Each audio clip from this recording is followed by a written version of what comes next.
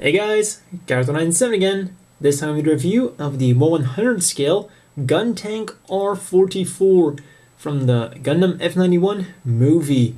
This is of course the unfortunately failed successor to the Loto from the Gundam Unicorn series. Now this little guy, colors are pretty good and pretty spot on. We've got white for a lot of the limbs, the head, actually some clear green inside the head. Then we have a dark blue for most of the body, front skirts, and it does seem to be slightly darker than the camera makes it out to be. Then we've got red for these giant missile launchers or rocket pods. And of course, to wrap it all, well, we also have some red here for those cockpits. And then to wrap it all up, we have gray for the cannons, some of the joints, and also a slightly lighter gray for the polycap material, such as used by the tank, by the caterpillar threads here, and of course, some of the joints. Then on to stickers, we do get a nice amount of them. Starting off with the normal stickers, the blue on his, well, I guess we could call them cuffs here, are stickers. Then we have the yellow ones here on his cockpit. Two yellow ones I haven't used that should go on his cannons, and two yellow arrows that should go on here. And then two white ones that go on the side of his belly here. Those are all the normal stickers you need. Then we of course, as with all the F91 kits, we get a nice amount of Waterslide Decals. R-44, various warnings, the standard fare. Now, let's have a look at the articulation of this guy. The cannons, of course, go up and down, a little bit side to side, but that more has to do with, I think that the kit, well, that those cannons aren't really that sturdy. I'm not really sure if they're supposed to move around, but hey, you can do it. Head goes up, down, and side to side a little bit, and the arms do go forwards and backwards, not up and down though. We'll turn around all the way, move upwards, one joint, not quite 90 degrees, and then there's a different joint that allows it to move in and out a little bit less than 90 degrees. It goes up by that far, but oddly enough, there's no joint that allows it to turn around, and the hands are on pegs, so they will move in and out and turn around all the way. Front skirts separately molded, go up by that far, then the legs go out really nicely, like so, and backwards also all the way. Of course, because there is no back skirt, no side skirts either, legs go out about that far, legs are double jointed, no wait, only a single joint, sorry. Legs are single jointed, you only get about that far because of course those caterpillar threads do get a little bit in the way. The toe, upwards and downwards quite a lot, of course, because of the transformation. And talking about the transformation, let's immediately transform the guy, because that's also where all the accessories are used for. We start off by replacing his hands with these kind of tucked in hands. So they kind of transform like the Macross hands. They just slide in there. And oh wait, that's the other one. And this is the right one. Just put it in there. Come on. Slide that in there. The rest of the transformation is a little bit easier. It's just a little bit fiddly because you have those small things to play around with. And there we go. Fortunately, that is the only part swapping we'll have to do for this little guy. And the rest of the transformation is really straightforward. Just pull up the side skirts, legs down like this, then the toes go down, And when we pull this down, yeah, it's almost complete already. Now let's line this up a little bit. And go, then the arms simply bend like so.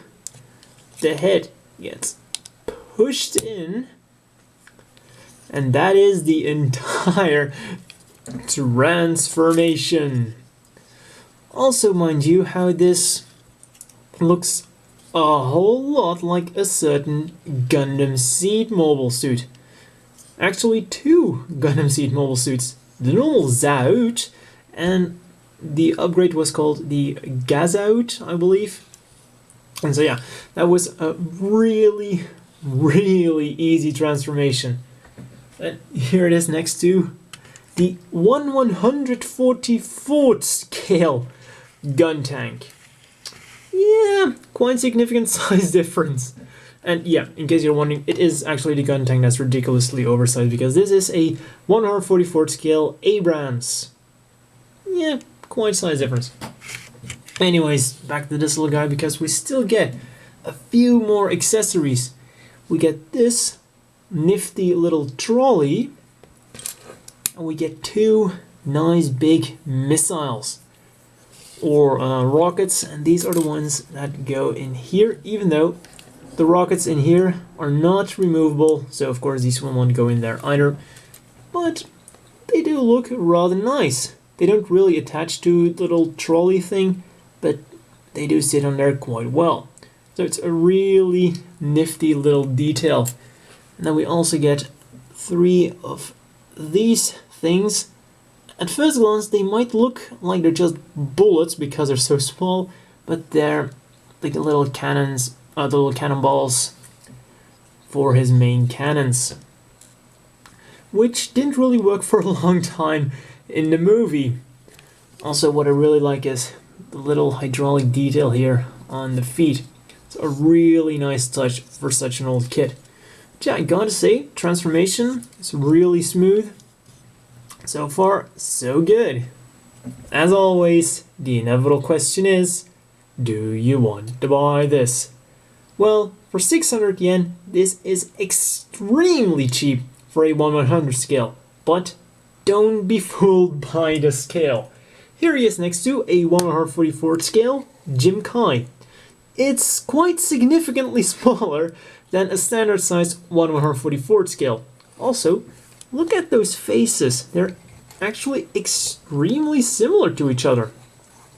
Really cool thing going on there. But yeah, so for 600 yen, think of it as a 1/144 scale. Just 1/100 scale, put that aside for a second and just think of it as a 1/144 scale, because yeah, when you're putting them next to each other, that's pretty much what it looks like. But I gotta say, it's a really nice little guy. Color separation is really good in this kit. Accessories are also nifty. It comes with everything it should, and also just some nice little extra diorama things, because you don't get a lot of non-master grades that come with extras, like a little trolley to carry a missile. So as for accessories go, they really went above and beyond, because most kits from the F91 line come with too little accessories. Well, this guy actually gets extra accessories they could have easily skipped on. I mean, why would they give us a little, a little bullet, or, well, I guess I should say a round for the cannon?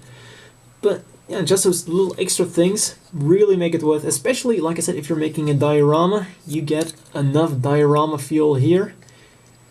So all in all, for 600 yen, this is a really, really nifty little kit.